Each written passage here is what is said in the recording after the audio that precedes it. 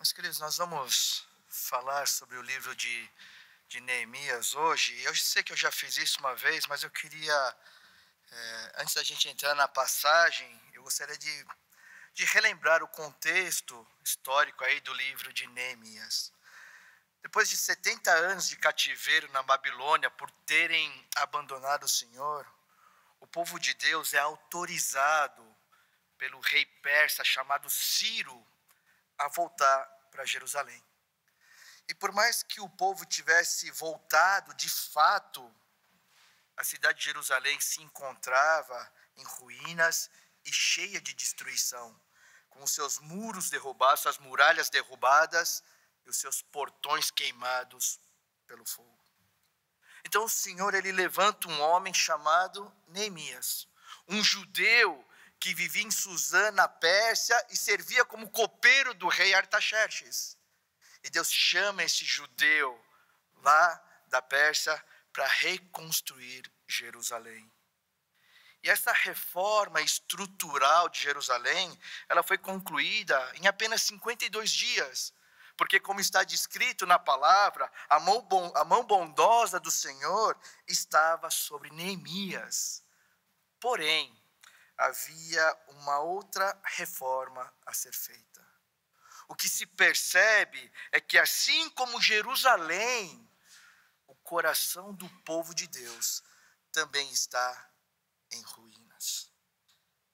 Existiam muitos sinais claros dessa ruína do coração do povo de Deus, como, por exemplo, judeus escravizando e explorando judeus, seus irmãos. O templo de Deus estava abandonado, estava sendo profanado por estrangeiros. Os servidores do templo, os porteiros, os cantores e até os levitas haviam abandonado os seus postos. O sábado já não era mais guardado. E por fim, existia ali inúmeros casamentos mistos, com gente, com povos pagãos. A reconstrução do coração do povo de Deus começa lá atrás no capítulo 8. Quando? Quando a lei do Senhor, quando a palavra de Deus é lida em público pelo sacerdote Esdras. Hoje, nós vamos ver a última porção desse capítulo 13, na verdade, a última porção do livro de Neemias, que vai tratar justamente desse último problema, o problema dos casamentos mistos. Eu sei que soa chato, mas é um trama de suspense espetacular o que vai acontecer aqui. Não é um trama de suspense igual os suspenses coreanos, né? Porque no suspense coreano, o assassino ou o perpetuador do mal, ele se disfarça usando um boné preto, roupa preta e máscara preta e ninguém sabe quem é. Mas o trama dessa última parte aqui de Neemias parece com o trama de suspense do filme Seven, Os Sete Pecados Capitais, de 1995. Eu sei que a maioria não assistiu, mas assista, porque o final desse filme é chocante, é inesperado. Pois bem, a última parte dos acontecimentos do povo de Deus em Jerusalém, no livro de Neemias, também são chocantes e inesperados. O trecho que nós vamos refletir hoje está em Neemias capítulo 13, versos 23 a 31. Neemias 13, 23 a 31, e a palavra diz assim: Vi também naqueles dias que judeus haviam casado com mulheres asdoditas, amonitas e moabitas. E seus filhos falavam metade das palavras na língua de Asdod, ou na língua do seu respectivo povo, mas não sabiam falar a língua dos judeus. Eu os repreendi e os amaldiçoei. Espanquei alguns deles e arranquei os seus cabelos. E os fiz jurar em nome de Deus, dizendo: não deem mais as suas filhas em casamento aos filhos deles, nem escolham as filhas deles para os seus filhos ou para vocês mesmos. Não foi por causa disso que Salomão, rei de Israel, pecou? Entre muitas nações não havia rei semelhante a ele. Era amado por seu Deus, e Deus o colocou como rei sobre todo Israel. Mas as mulheres estrangeiras o fizeram cair no pecado. Será que devemos dar ouvidos a vocês para fazermos todo esse grande mal, sendo infiéis ao nosso Deus, casando com mulheres estrangeiras? Um dos filhos de Joiada, filho do sumo sacerdote Eliasibe, era genro de Sambalate, o horonita. Por isso eu o expulsei da minha presença. Lembra-te deles, ó meu Deus, pois contaminaram o sacerdócio e a aliança sacerdotal e levítica. Assim, eu os purifiquei de tudo que era estrangeiro e organizei o serviço dos sacerdotes e dos levitas, cada um na sua função. Organizei também o fornecimento de lenha em tempos determinados, bem como a das primícias. Lembra-te de mim, ó Deus, para o meu bem. Fazer mais uma oração. Senhor Deus alegre, estamos aqui, diante da Tua presença, desfrutando dessa graça tão maravilhosa que o Senhor estende a nós. Mas nos vemos, ó Deus, diante da Tua Santa Escritura. E diante dela, Deus, ninguém é suficiente. É por isso que queremos pedir que o Senhor fale conosco, que Teu Santo Espírito nos capacite, nos encha, fale aos nossos corações e à nossa razão também, Pai. Que ao considerarmos essas palavras do livro de Neemias, ó Deus, o Senhor possa também falar conosco. É o que nós te pedimos e oramos, em nome de Cristo Jesus, amém. Meus queridos, a palavra de hoje, o trecho começa dizendo que naqueles dias, que dias são esses? Eram tempos em que a lei do Senhor, muitas leis do Senhor, estavam sendo implementadas por Neemias ao povo de Jerusalém, ao povo judeu que estava em Jerusalém. Mas uma coisa foi descoberta ali enquanto Neemias implementava a lei, que apesar de terem expulsado todos os estrangeiros conforme prescrito na lei, alguns permaneciam ali. Mas quem? Quais estrangeiros permaneciam em Jerusalém? Os estrangeiros que haviam se casado com israelitas. Homens e mulheres estrangeiros que haviam se casado com homens e mulheres israelitas. E com eles, os filhos que nasceram dessa relação. Para piorar, Neemias constatou que os filhos mestiços dos que haviam se casado com mulheres moabitas, asdoditas e amonitas, não conheciam e nem sabiam falar a língua dos judeus. Ao que parece, a língua desse povo que está em Jerusalém era uma mistura de palavras na língua dos asdoditas e também da língua dos seus respectivos povos, o que é um problemaço. Isso é um grande problema, sabe por quê? Porque nesse contexto, nessa época, as coisas de Deus, a lei do Senhor era transmitida oralmente, verbalmente, pelos pais aos seus descendentes.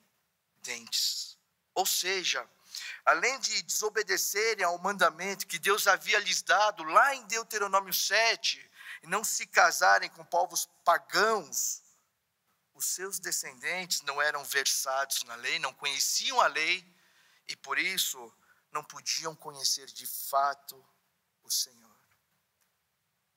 E diante disso, só fazendo um breve parênteses, só para aumentar o drama de nossas vidas, a gente pode fazer uma pergunta para nós mesmos.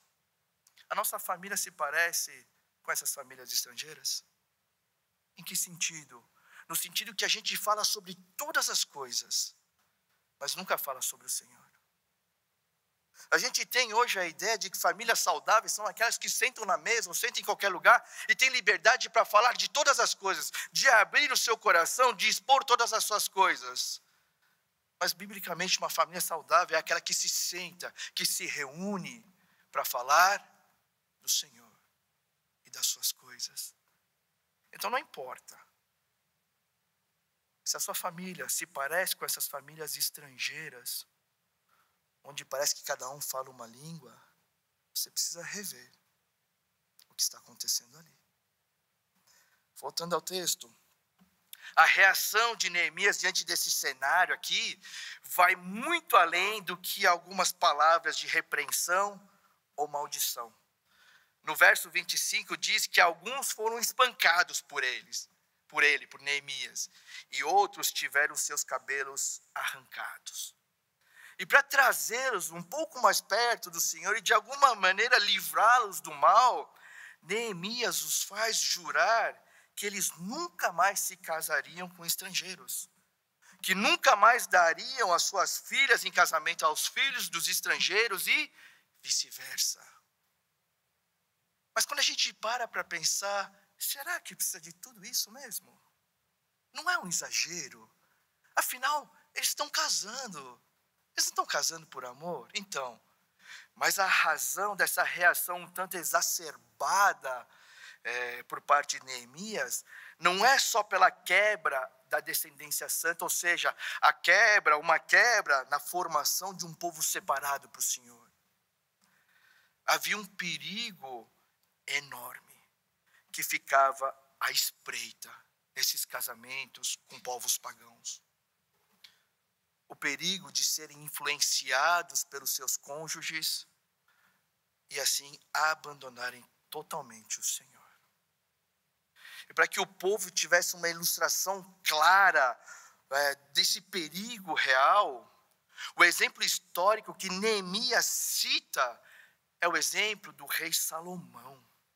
Está escrito assim no verso 26, não foi por causa disso que Salomão, rei de Israel, pecou?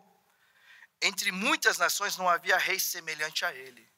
Era amado por seu Deus e Deus o colocou como rei sobre todo Israel. Mas as mulheres estrangeiras o fizeram cair no pecado.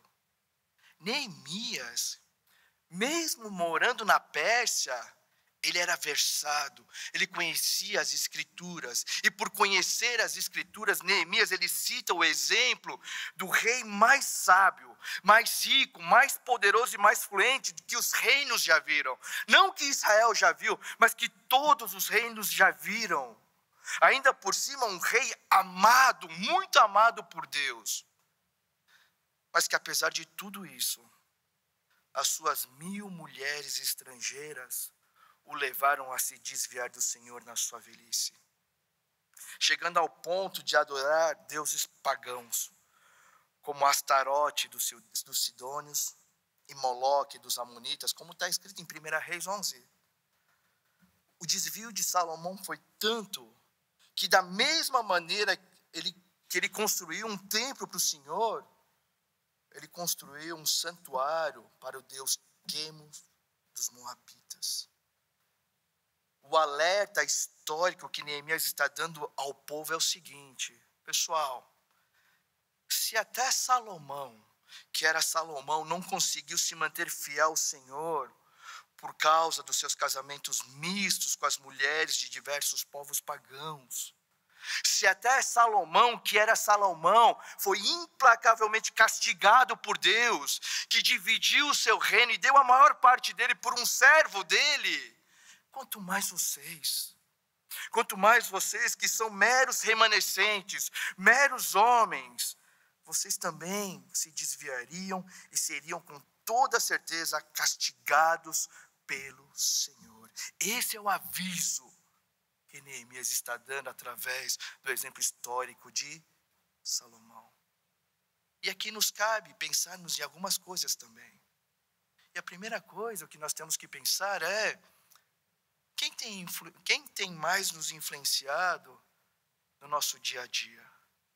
E com isso a pergunta é: para onde ele ou ela, ou isso que está te influenciando, tem te levado?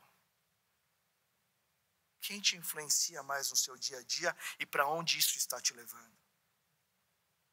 E a segunda coisa que nós temos que pensar é: se nós somos boas influências, se nós como cristãos estamos apontando para Cristo, se nós como crentes estamos apresentando o nosso Cristo.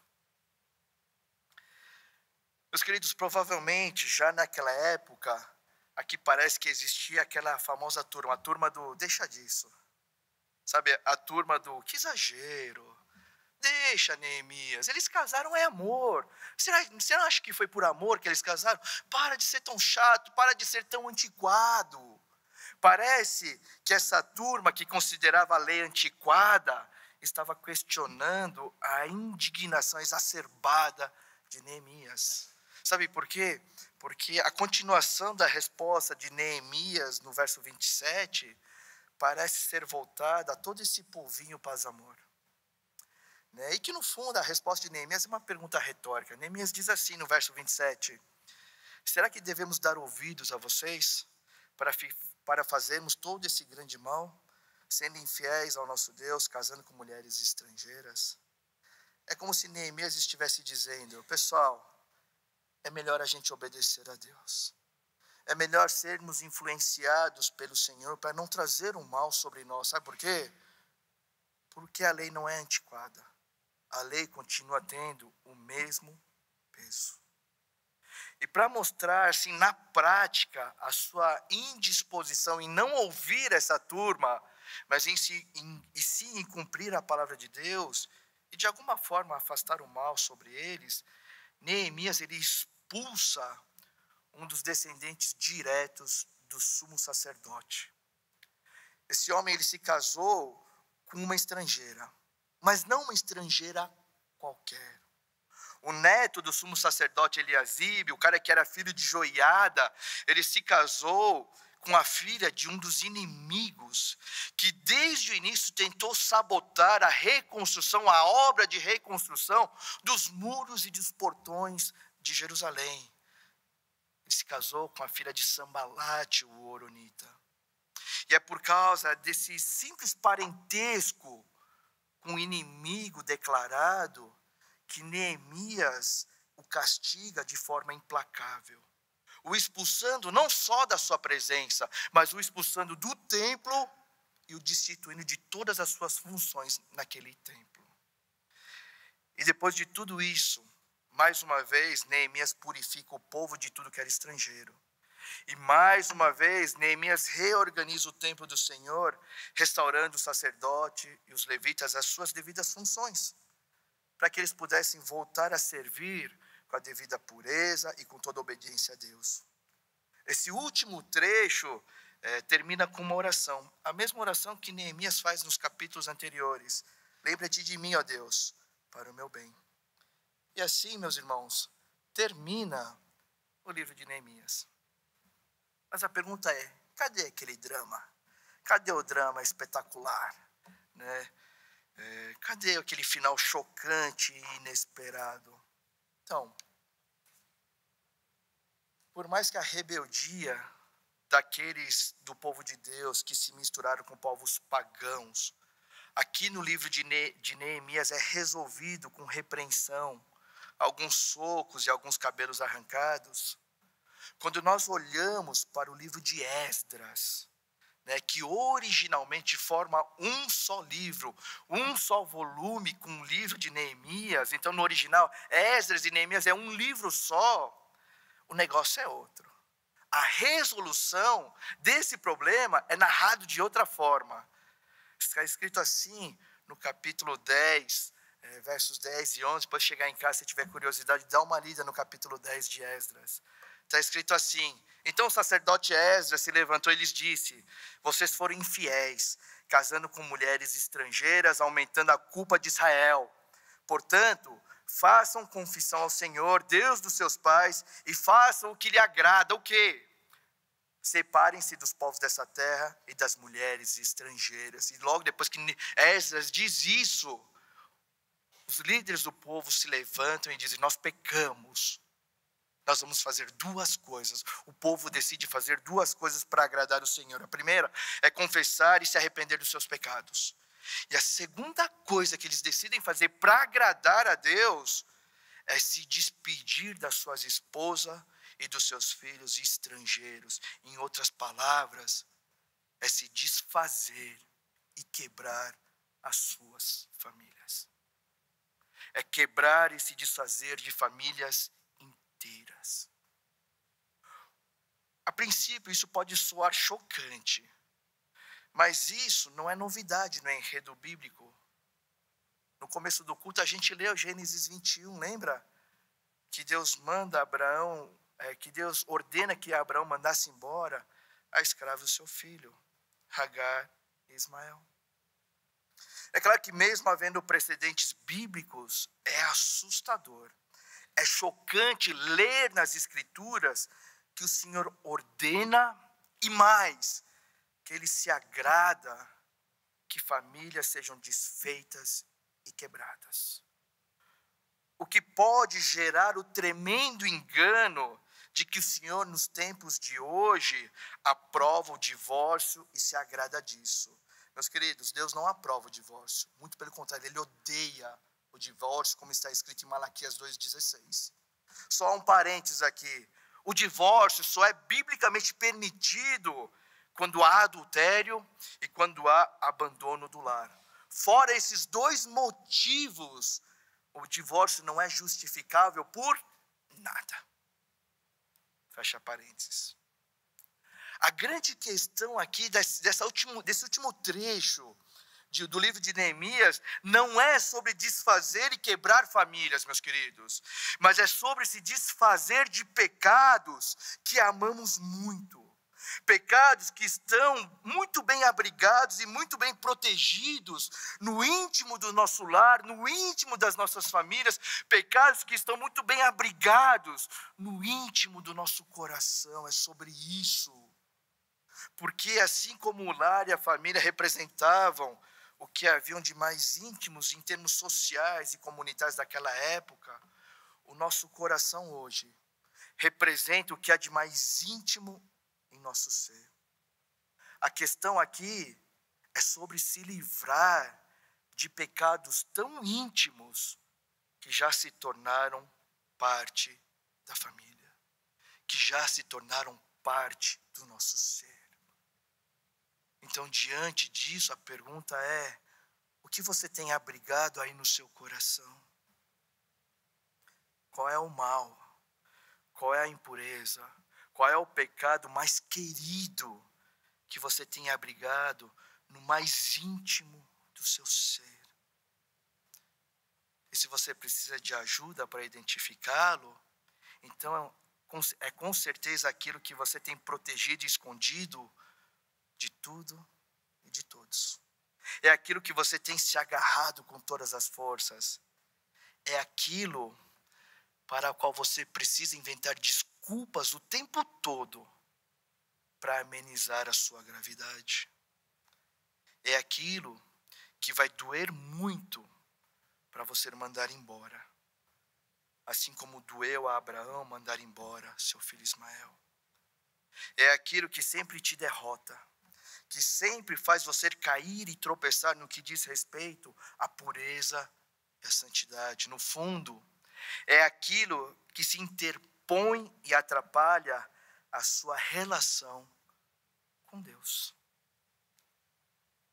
Mas é nesse ponto, meus irmãos, é nesse ponto, no que diz respeito à nossa relação com Deus, que nós precisamos rever algumas coisas. É aqui nesse ponto que as coisas se tornam mais chocantes e mais inesperadas. Sabe por quê? Porque nem sempre são pecados e coisas ruins que atrapalham o nosso relacionamento com Deus. Coisas boas podem, infelizmente, assumir esse papel. E por isso mesmo, essas coisas boas também precisam ser mandadas embora. Abraão teve que mandar Ismael embora. Mas de alguma maneira, Abraão teve que mandar Isaac embora também. O problema é que quase nunca achamos que nós precisamos entregar e mandar embora as coisas boas da nossa vida. Nós nunca pensamos em abrir mão daquilo que amamos demasiadamente. Nós nunca pensamos em abrir mão daquilo que nós confiamos tanto e demasiadamente. Seja algo ou seja alguém. E é por isso que a nossa relação com Deus, por amarmos tanto algo ou alguém, por confiarmos tanto em algo ou alguém, é que a nossa relação com o Senhor sempre fica num distante segundo ou terceiro lugar, na melhor das hipóteses. Até o bom e querido, que atrapalha na nossa relação com Deus, que atrapalha no nosso processo de santificação, precisa ser mandado embora. Eu sei que tudo isso pode soar estranho, chocante, e não fazer o menor sentido, porque afinal a gente luta a nossa vida inteira para nos cercarmos de coisas boas, é ou não é? A gente luta a nossa vida inteira, a gente perde, desperdiça tanta coisa para nos cercarmos de coisas boas, e o Senhor está nos dizendo, então, se essas coisas boas que você tem, que te cercam, te atrapalham no seu relacionamento comigo, elas precisam ser mandadas embora e a gente não consegue. Porque isso não faz o menor sentido. Então, para te incentivar a fazer isso, eu queria que a gente pudesse parar e pensar em uma coisa. Deus mesmo já fez isso. Deus mesmo já fez algo completamente sem sentido. Deus mandou embora o seu filho unigênito. Deus teve que mandar embora o seu filho unigênito enquanto derramava sobre ele toda a sua ira naquela cruz. Deus teve que mandar o seu filho unigênito, que ele amava, embora, enquanto derramava e imputava sobre ele todo o pecado da humanidade. Deus mandou embora o seu filho unigênito. Ele fez algo tão sem sentido para que nós pudéssemos nos achegar a ele. E quando nós pensamos nisso, o que são as nossas coisas perto do Filho unigênito de Deus? O que são as nossas perdas perto da perda do Senhor? Para concluir, então, o que a gente tem que fazer? O que devemos fazer? Quando a gente olha o livro de Neemias, toda vez que ele implementa uma lei, toda vez que ele coloca a lei de Deus em prática, ou seja, toda vez que ele faz o povo se afastar de tudo que os desviava de Deus e os faz se dedicar a tudo aquilo que os aproxima de Deus, o que Neemias sempre faz, você vai ver isso a partir do capítulo 8, ele sempre purifica o templo e restaura os sacerdotes e levitas para que o templo volte a funcionar. Pois bem, é exatamente isso que nós precisamos fazer. Primeiro, nós precisamos mandar embora, ou seja, nos arrependermos daquele pecado mais íntimo. E também nos arrependermos do bom e do querido. E logo em seguida nós temos que pedir, clamar ao Senhor para que Ele nos purifique, para que Ele restaure a nossa função, para que Ele restaure o nosso coração, para que a gente possa assim viver em santidade diante da sua presença. O que nos leva aí à frase tirada do livro Salvos pela Graça, de Anthony Huckman. A citação diz o seguinte: contrário à opinião popular, a santidade, no sentido bíblico, diz mais do que não fazer certas coisas e fazer certas coisas. A santidade significa ser espiritualmente separado de todo o pecado, coisas boas e ruins, e ser totalmente dedicado a Deus. Que o Santo Espírito de Deus nos ajude nisso. Que Deus os abençoe. Eu queria orar com vocês nessa manhã. E para você poder refletir, eu vou fazer algumas perguntas, que são as mesmas perguntas que eu fiz na pregação. O que você tem abrigado aí no seu coração? Qual é o pecado que você considera como se fosse parte do seu ser e que você não consegue abandonar? Dói só de você pensar em abandonar esse pecado. Que pecado é esse? Que coisa boa é essa que você não consegue abrir mão? Que coisa boa é essa que dói para você só de pensar em abrir mão dela? Se é algo que você ama e confia mais do que no Senhor, você precisa se arrepender. Você precisa mandar embora. E não importa o que. E depois que você fizer isso, olhando para o Filho unigênito que foi mandado embora, peça perdão e peça que Deus restaure, purifique o seu coração, para que você possa reatar o seu relacionamento com Deus, para que você possa viver em santidade, completamente dedicado ao Senhor. E talvez você pense, mas o que eu vou fazer sem essas coisas? O que eu vou ser sem essas coisas? Meu irmão, minha irmã, Cristo é tudo o que você precisa. Então se agarre a Ele. Vamos ter aí alguns instantes de oração e depois nós vamos cantar um louvor.